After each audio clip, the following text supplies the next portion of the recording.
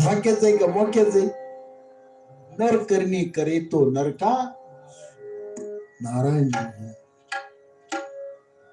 देवची होईल म्हणती ते, देवाची होती तरी का चित्ती न धरावे. म्हणून पापानाम हरते शंभोर्नाम शक्ती यावती शिवेत नाम पीयूषस हालार्ध परिप्लुताम शिवनाम तरीम प्राप्य संसारात्यंतरंतिदे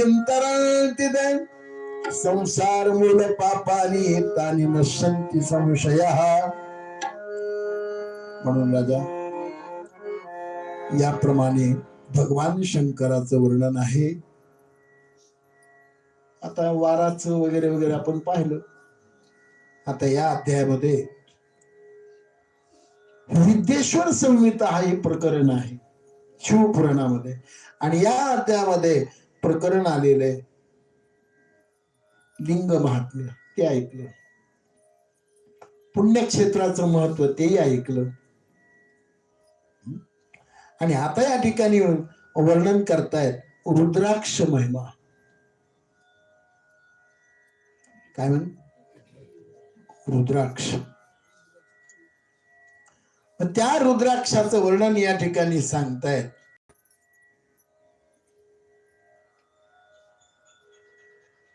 सर्वाश्रमानां वर्णानां स्त्री शूद्राणां शिवाज्ञया सदैव रुद्राक्षाधारयाः. सुतमुनी म्हणतात की शौनकादिकांनो याप्रमाणे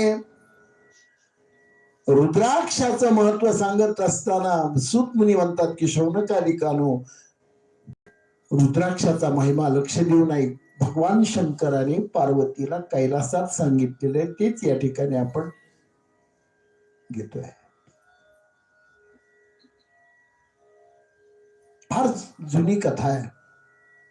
हजारो वर्षापर्यंत अत्यंत घोर तप करीत होतो. कोण? भगवान शंकर म्हणतात.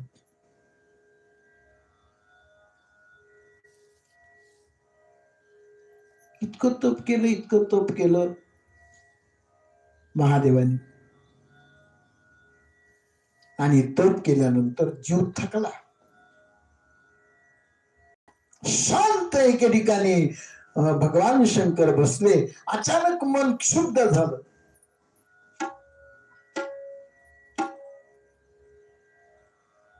होतं का नाही तसं आपल्याला? आपल्या घरातलं उदाहरण सांगतो. चतुर्थी सोडल्यावर भांडे घासा वाटतात का?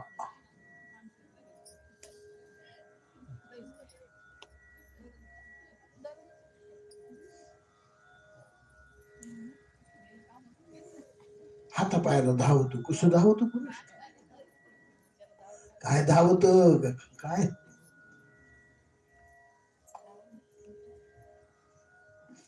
भांडे पाहतात आपल्याकडून, आपण पाहावं भांड्याकडून. मग आपलंच मन सांगतं जाऊ द्या, उद्या करू, उद्या उद्या घासू. उद्या कोणाला घासायचे? पाचवीला पुजलेले नाही संसार. मग दुसऱ्या दिवशी सकाळी कंटाळा आलेला असतो. भांडे पाहतात आपल्याकडून, आपण पाहावं भांड्या. पण आता ते करावंच लागत ना.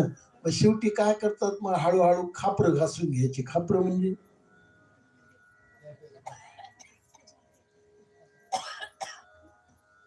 कपाशा.